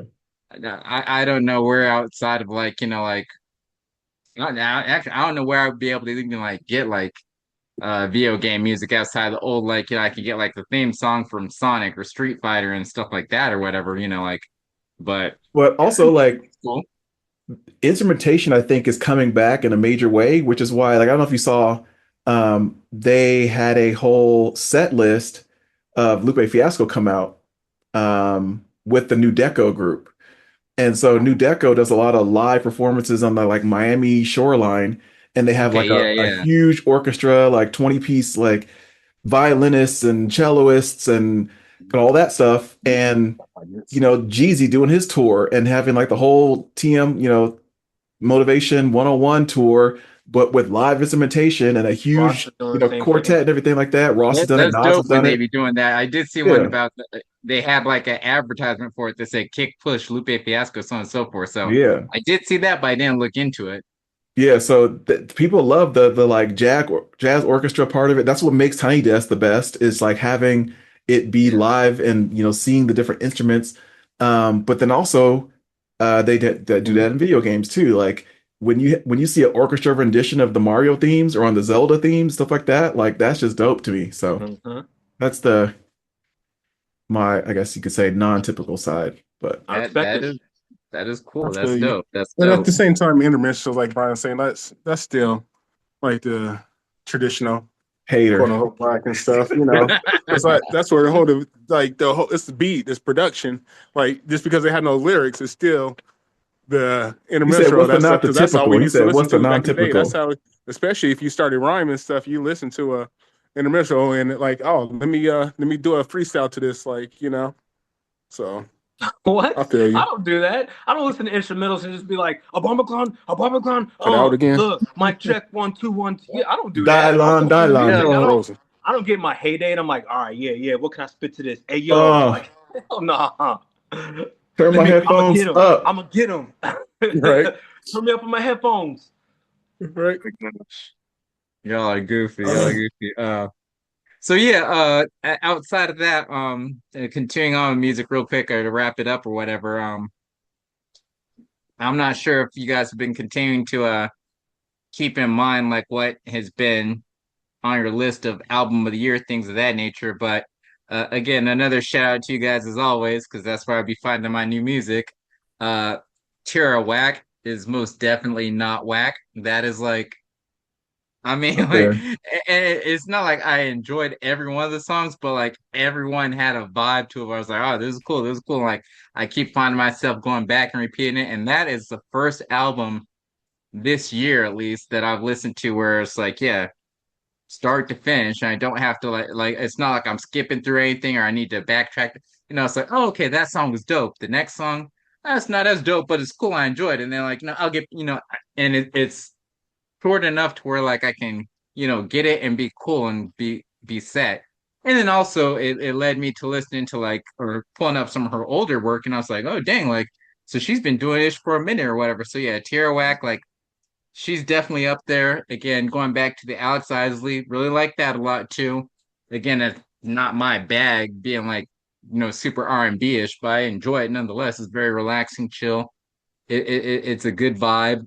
And then so those two, and then the third one on the list is the cliche one or whatever, and that is Drake.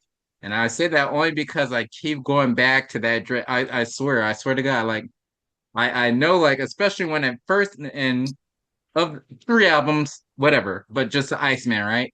Just going back to Iceman. When you first listen to it, like the beats and everything, it really wasn't that like it wasn't hitting, quote unquote, but I mean, at least once every 2 days or something like that, I'm at least listening to one track off that album. Now, it's not a fully playable album. There's a couple of skippables, but as far as at least on the hip hop aspect, Whack aside, like I keep seeing myself going back to Drake. So I'm not saying it's album of the year, but those three are the ones that like I'm really, really, really vibing with right now. And so I don't know if there's anything new. I know like Don said, like Do or Die and a couple other Wait, let me stop you. So you like Drake's podcasts. better than J. Cole's? Yes, yes, yes. J. Cole was like that front runner for the longest time, but over since our last chat that we had, like I've grown. I'd continuously listen to Drake, like just in the car, like all of a sudden it picked up where I left off on the last drive that I had or wherever it is. So like the Drake, and then also when you listen to the lyrics and you start thinking about or reading into what he said in comparison to who he is, like taking a shot at here, there, so on, so on and so forth. It's like layered, and it's like okay, yeah, yeah, I get what he's saying. I like it, and the beats I can vibe with this beat now, and so on and so forth. So yes, I'm uh, surprise supplementing or whatever. I'm superseding J. Cole with Drake in regards to like that hierarchy of like albums this year. Um, Cole's still Here's dope, but I got here's Iceman what above it. here's what I'm going to shoot Brian a little bit of bail on that take, right? Number one, Make Them Pay on Iceman to me is probably one of the hip hop songs of the year. I love that song. I don't go back to Drake, the Iceman album. I go back to Make Them Pay. I love that song. I can listen to that song once every other day. It's to me that song is like, and I've said it before, but I think that song is practically perfect. I love that song through and through. So that's number one. Number two, in regards to liking Drake more than J. Cole, I said it on this pod before, but that J. Cole album is a hard listen. It is a hard listen. The Drake album is an easier listen if you're just like getting in the car and going somewhere, or just like I want to put on some background music. Like I will say the Drake album, like you can put it on, the beats are there, whatever. The J. Cole album to me, it's longer. It's like you gotta like pick through where you want to listen to it or your favorite parts are. It's a harder listen overall to me. And if I'm being honest, we kind of forgot about it. It's not talked about. And that's not a reason to say it's not album of the year contention, but like you got to be honest with yourself. It's not in the top. It's just not. I'm not saying it's not a good album. I didn't really vibe with it when it first came out. I've tried going back to it a couple of times. It's a hard listen. So I'm not gonna now listening to Drake once a week, the album, absolutely not. There's a lot of skippables to me, but Make Them Pay is probably one of the top songs of the year to me. If we were doing top singles, I'd probably give it to that. I love that song through and through. All right. Do you want to continue with whatever you were listening to? Because I can go if you want. Oh, Yeah. yeah, really quick. It's quick. It's quick. I agree with you on the Rick Ross album. Rick Ross dropped Set in Stone, super mid album. Very disappointed. Very, very disappointed. It started out strong. You Love thought the so? first. Oh yeah, I like the intro. Like I said, I didn't like anything till like track 6 with him Really? and You didn't like Young Cole. what's it called? Caviar. What's it called? Caviar something, whatever. The intro song I like. The second song with T.I., I already like that one. And then the third one is the single with Max B. I hate Max B, but I like Ross's verse on there. And then it drops. And then yeah, it picks up around the middle a little bit. I love the Leon So like Thomas for verse. example, Maybach music did not sound like Maybach music. Oh no, Maybach Music 7, that's the wackest one by far. I was highly disappointed. And I like Jeezy and I love Don Toliver. It didn't fit at all. It was I really, really liked it. It bad. just shouldn't have been called Maybach music. I liked it. It just like I didn't even like it. Yeah, well, to put it, if you made a whole Maybach Music compilation, like number one, I don't think Justice League is on there at all. And if they are, it's not the Justice League sound, right? Um, so that in itself was bad. I don't know. I just the production, his ear for production wasn't there on this album. It was not that good to me at all. So I agree. It was mid at best. And I am disappointed because I was actually anticipating a good Ross listen. I really, really was. So I was disappointed there. On the R&B tip, obviously Steve Lacy put his album out. I'm an internet fan, so I like Steve Lacy. The Steve Lacy album, very good to me. I've played it twice through and through, and it's really, really solid. Definitely like the joint with SZA he had on there, like some of the production from Tyler. It's a good album, really, really good album in my opinion. And then the last one, Sid. She's also the lead singer of the Internet. She put out something. Uh, love Sid. Didn't really love the album that much. It's pretty good. I'll go back to a couple songs here and there because I give her respect because I love everything she's done, and she's from Odd Future, so I love the whole like vibe that she has. But Sid was just okay to me. I'm trying to think what else I've I'm listened to as of recent. surprised. I actually really rocked with it. I really like that album. It's Maybe I got called to give like it. Beard. Yeah, Beard. Yeah. To be fair, I didn't give it as thorough listen as I did with Steve Lacy's album. I listened to it at work and then on the way home. I didn't really sit with it, so I'll give it one more listen. But compared to her last solo effort and things that she's put out in the past couple years, it was just cool to me. Like it started off strong and then kind of like tinkered down. I don't know. So I'm gonna give it another listen. But Ross was mid. I said Ti Kill the King. I like that album a lot. It's a very solid project from Ti.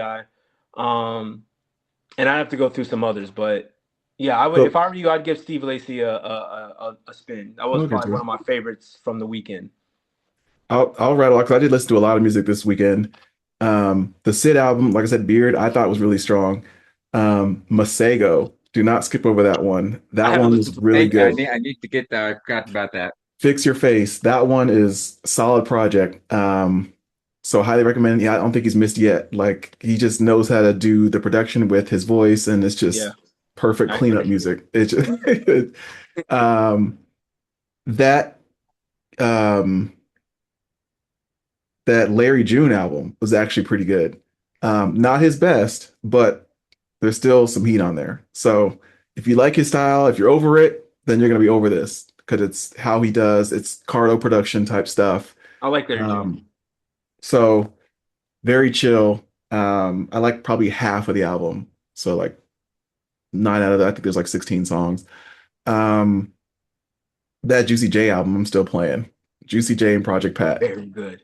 Very good. So Dem Goats, uh, just I don't know. I feel like we don't get a lot of that Memphis sound. So when it does come back, it just always catches you off guard, and you're just always in the mood because nobody else does it like that. So And that's another there's prime something of example of what I was saying earlier of rappers older 40 people. plus sounding good. Because listen, we didn't, a lot of people thought Project Pat was a terrible rapper in the early 2000s. Project Pat, she's like pancake, but like you He hear him has do a that style that's now. different. Just But like yes, even now, like with that production, like I'm like, yo, Project Pat sounds fire. Like even today. So keep going. yes. Again, like especially when he rides the beat with the, like Yeah, dog. yeah, it makes your head bounce and you can't control it. So yeah, there's been that. There was one other album I listened to too. That Neo The Country, that Highway 79. Hey, K1. Did you like K1, so Harold? I have a quick thing on K1. So I listened to the Future album, garbage, Oh, like garbage. two thumbs down. Um, and that was where I like got on my like, okay, well, what Future isn't garbage? I started listening to this whole mumble rap thing, which you guys Yeah, laughed at me for. So, I didn't. um, I Yep. will say the story with K1. Have you ever heard of a new artist and just been like, I wonder what they look like? Oh, 100%. Yeah. So K1 was one of those where I was like, first of all, I thought it was a dude. Oh, I know you didn't. Then I thought it was a group. And so to find out that it's like, I don't know, a non-binary, either way, what I saw, I did not expect. And so, first of all, I didn't really vibe with this album as much as the previous album. So I was a little let down. Mm-hmm. But then I saw more vividly like the picture and it just was like, oh, okay, like they're a weirdo. And so like it's weirdo music. I don't know. It's like how I wrote it off. But I'll definitely go back to it and give it another chance. But just the visual of like what I had in my head and what I was picturing, just like the first time I actually heard The Weeknd and like the House Yeah. of Balloons and all that. And I didn't know what The Weeknd looked like. I just knew what he sounded Mm-hmm. like. Once I saw him, I was like, oh, Abel looks like Go that. straight Like, left, but those cars are taking a left. Okay. so. Anyways, The one thing I'll say to the K1 album is number one, I agree. I don't like it as much as the last one.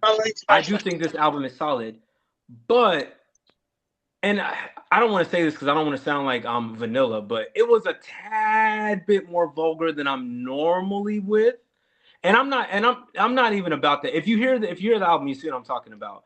But she just like it was almost like every single song. It was like one of them is like you till the room stinks. Like, figure it out. And it's like, all right, dog. Like, and that was with Ty Dolla Sign. And it's like, then the other one is like, come to you cry. And it's like, all right, dog. You know what I'm saying? It's like we get it. You and because you're who you Gee. are, and it's like that's cool, but come on, fam. Like, so that's when I say it's a little too vulgar. Like, you say whatever you want, do whatever you want. I'm cool with it, and I'm here for it. But when it's like till the room stinks, it's like, I get it over. You know what I'm saying? So, but my Yeah. bad. Continue. That's where I'm at with the K1 no, album. that's it for me. Well, that's enough. I mean, I listened to the Dream album, I listened to everything that came out, but those are the standouts.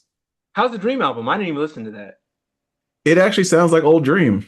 Like I know he Okay. sold his catalog, so he's trying to make back some of the stuff that sounds similar, and he still Mm-hmm. does his like cheat code stuff with the like having his little cadences and his ad libs, and um, it's some of it's slow R&B and some of it's upbeat stuff that could be in a club, but nobody's going to the club these days.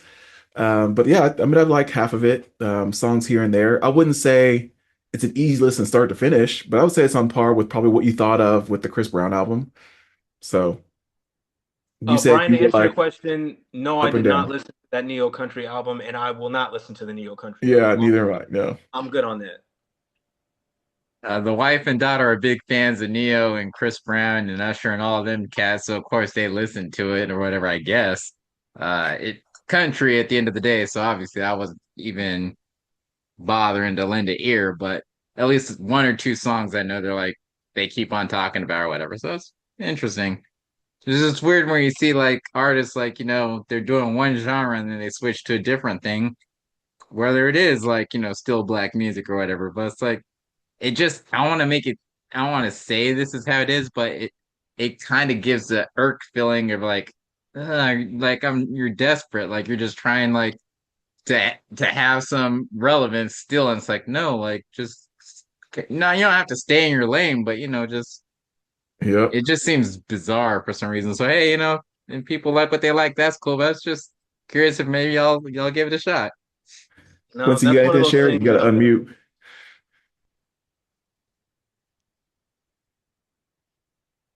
Look like you're driving now. Yeah, Can brother. you hear Yep. me?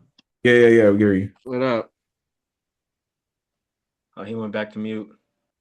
I'm definitely gonna run to that Masego album. I might actually rock with that tonight. To be honest, I'm kind of vibing now. I'm taking a week off of work. Well, I Ooh, go to work wow. tomorrow, and then I'm taking a week off.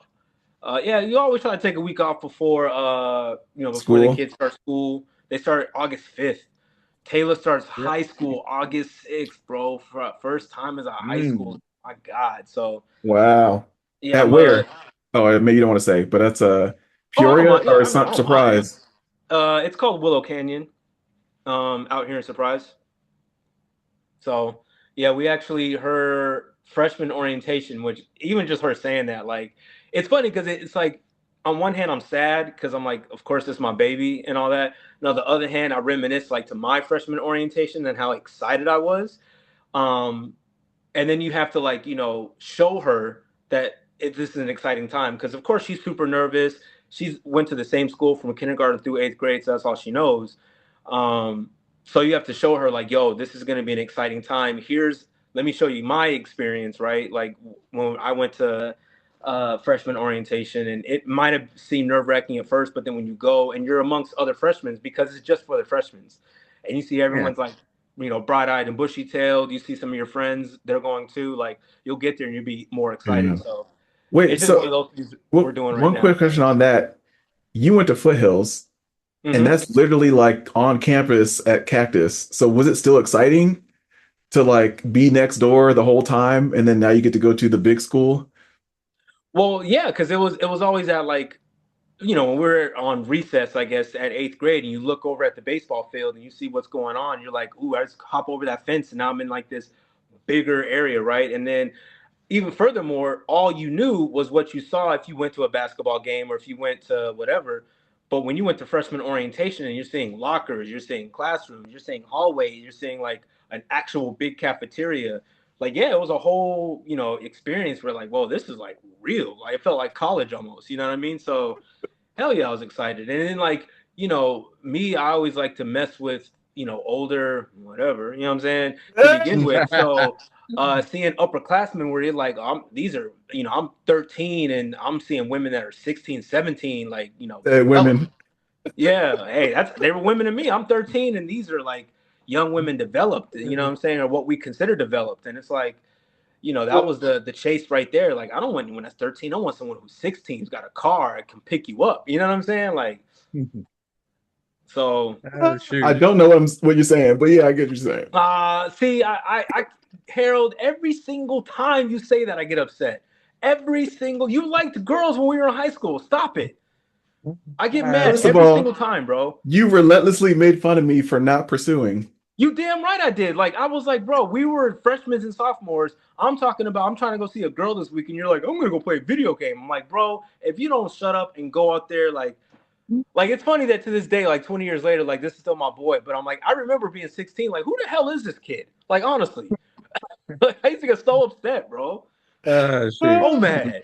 Some things don't change. Like, okay, he likes basketball. He likes the same music I do, so we can rock. But when it came to girls, like, he would always like shut up, and I'm like, all right, I gotta go because I'm trying to go get some, and you ain't trying to talk like that. It's funny to think about. Hilarious. Hilarious. That's what it was. But yeah, so yeah, that's one of those things now. Like, you start to reminisce, and it's like, now I'm about to do this all over again, but in a different realm. Like with her going to high school, so I gotta, deal with that, which is exciting. But like I said, I'm also sad because I'm like, yo, that's my baby, bro. You know what I'm saying? So, man, Harold, I say it all the time, man. Cherish it while you can. Yeah. Because you going Ryan too. Shoot. Well, yeah, the oldest is going what grade? 5th grade? Mine? Yeah. Fourth grade. 4th grade, yeah. Already, yeah. 4th grade and a first grader. Insane, bro. Yep. And be like that. Right. Brian, really quick before we bounce, what are you listening to? Music wise, well, I'm glad that Harold mentioned it because I forgot in the chat the Masego. So I'm like you, like I'm already in the process of getting that right now. Yeah, for sure. Definitely gonna bump that because I have high expectations and it sounds like it will be good. So that's dope. Other than that, I like AZ, like the format's the only thing I know of like AZ, and then obviously the stuff with Nas in the past. I never really was big on AZ, so I didn't bother to like try to seek that out. Um, never been a Ross fan. I did like the Maybach music and a couple of like Trilla, with one of the Trilla albums or whatever. I mean, so he's been like dope, and even when he's featured on other people's projects, he's been dope, which is cool. But I just never got into him like as far as a rapper or whatever. And I think it's partially because again, like the whole persona and ripping that from like the actual Rick Ross and all that stuff, like there's something about me with especially rap artists where it's like if you have this persona and then it's like exposed that you're not this person that you are, which pretty much is now every rapper, but still like it's kind of like I something about it just like throws me off. I kind of agree with you, and I want to know when you guys think he peaked. I want to say it might be like God Forgives I Don't album, but I didn't like that one. I feel like because he had so many like near death experiences, he's been on like borrowed time. Like he doesn't look like he's in good shape, good health, good. Like he feels like he could have been a tragic loss a while ago. Him and Wayne, right? So a lot of these rappers live these lifestyles in which they have these near death experiences, and so you would assume that because of that, you're thankful for the time you do have, and you're going to make the most of it. Like no album's going to be squandered, going to be average. Like everything's got to be heat because I'm just thankful to be here. Yeah, well, that hasn't been the case.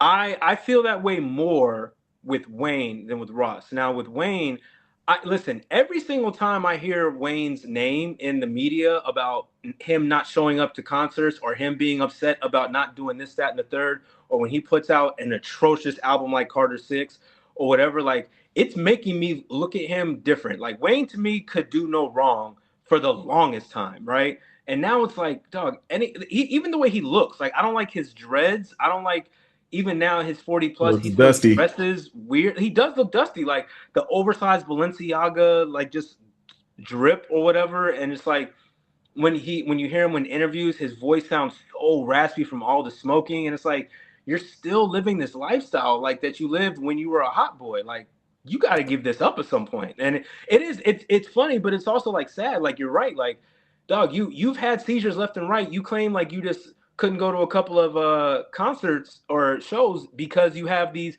crazy migraines and these seizures. Like, but yet you keep still living that same lifestyle. What are we doing, right?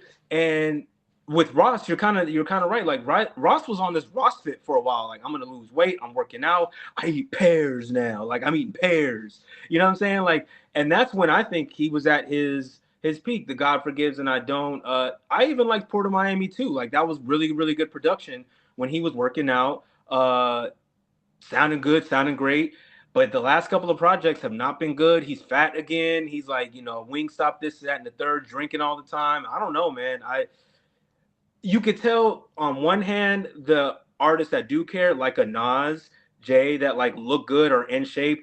Jadakiss, like looks amazing, sounds amazing. He's all about juice for life. Styles P juicing.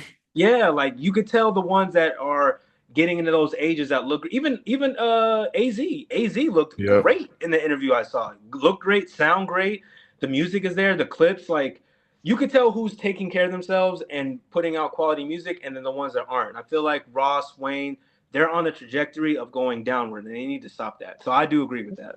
Yeah, and I think like you hit it on the note when you said the ones that care, and I think going back to what Mhm. Harold was mentioning about like having these near death experiences, like you think that changed them and such. I think it's just that they don't care, where like they don't really look at it like, oh my gosh, like I have a second chance at life, I need to get better or whatever, or they realize like, oh hey, dang, that was a close call, I need to get better, but slowly but surely, like they fall back into their old ways because like, oh yeah, I'm doing good. It's no big deal. Like, chicken wing here ain't that bad. Oh, a drink here ain't that bad. And like, you just fall into those bad or those old habits. And as far as the craft and their music tree or whatever, like as far as what they're producing and putting out, if they don't have a love for it or they no longer have a love for it, this time it's just, hey, this is a way for me to get a check, for me to cash a Yeah. check. And I think that's with like any type of profession, at least especially entertainment wise. Like you got ball players that, like, yeah, like they phone it in. They're not trying to like actual play or get in shape or, be hella successful. They might want to just, jump onto the next super team and try to get themselves a ring. I'm not talking about anyone in particular, but I'm just pointing out, like some people do things like that, right? So, full circle. But no, yeah, I don't know. Again, I don't pay too much attention to Ross, so I did remember hearing the stories about, his health like situations and scares and so forth. I didn't know he was doing things to better himself. That's good. It's unfortunate he fell off. And Wayne has always been like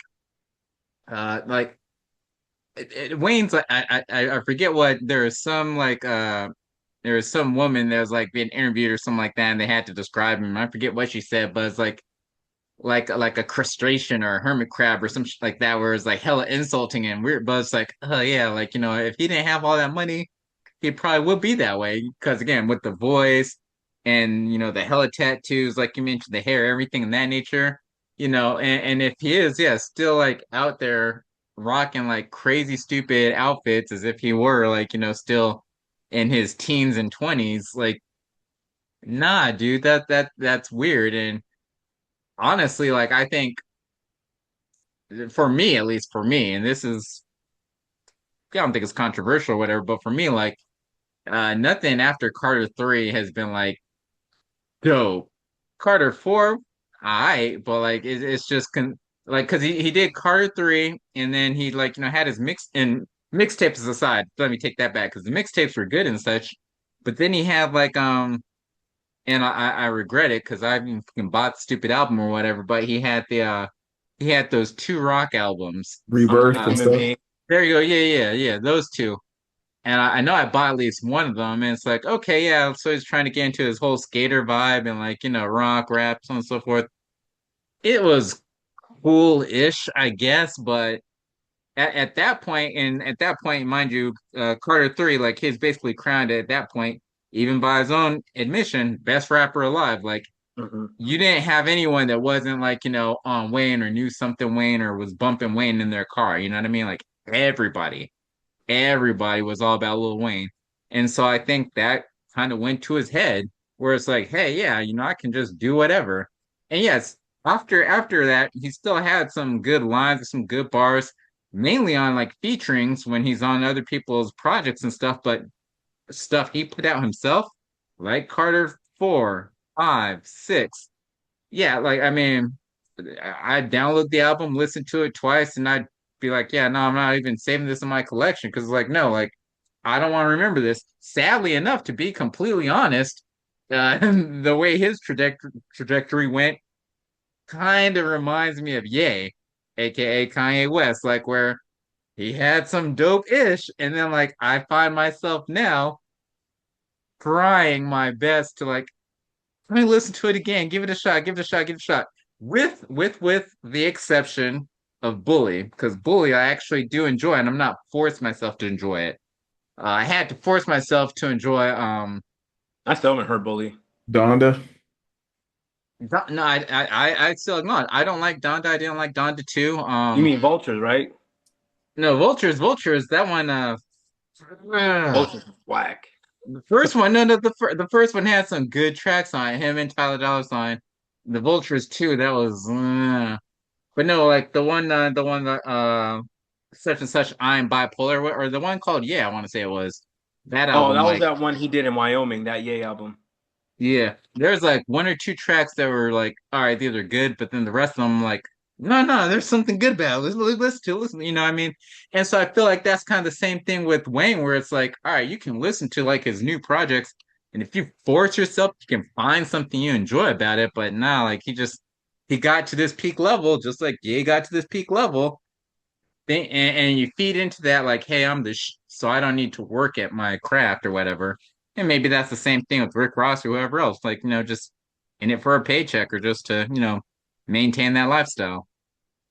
Who knows, man? But I'm sad. I'm saddened by it, and it's unfortunate because Ross put out absolutely classic albums. Wayne put out absolutely classic projects, and for them to again just kind of like this is the end of their not the end, but this is how you're going. Like it's just not a good look, fam. It's not at all, and it Yeah. can be done. That's the thing. There's prime examples of it being done. It can be done. It's just I don't know. You need to get back in the booth with Justice League and sit with them and have Justice League do the entire album top to bottom. You know what I'm saying? Yeah. But with Wayne, I think Wayne's a loss. Or do a Hit But Boy. Do something different. I mean, yeah, for sure. all right, For man. sure. It was a good Well, minute. Appreciate the hosting, Brian. Did a good job. Yeah, man. Lost. Good job, Brian. Appreciate it. We lost Quincy technical difficulties, but that's all right. it sounded like he was going somewhere, had like a piece or somebody with him. So I'm like, hey, that wasn't hey, a do your technical thing. difficulty. That was a female. You know what he was doing. Hey, can y'all hear me? Oops, y'all hear me? Yeah, come on, man. You know what it is. And I mean, yeah, and we did have to push it up because he had something going on. I was trying to figure out what he had popping off later on, but obviously, hats off to The him. way that Hopefully, brother was dressed, as soon as we saw him, I was like, we knew what he was going on. I said so. I was like, oh, you looking sharp, so on and so forth. But then, like, he kind of like brushed it to the side, like it wasn't nothing. Being at the beach, I don't know what's what, but hopefully, he's enjoying himself and whatnot. We'll catch that in the chat or something like that. I assume, right? Sure, we will. While we all go back to our wives. All right, y'all. All right, fellas, stay up, man.